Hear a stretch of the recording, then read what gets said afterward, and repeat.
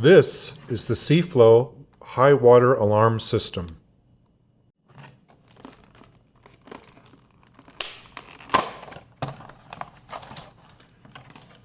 It uses the SEAFLO electric field bilge switch together with a 95 decibel audible alarm.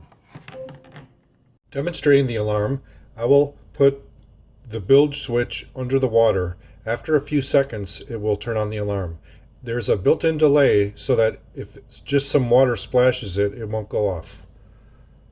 First one is under, and the second one is under. And there goes the alarm. Bring it out, and the alarm is off. These are the two sensors on the switch. You can also test the system by touching wet fingers to the two sensors. After a short delay, it will set off the alarm.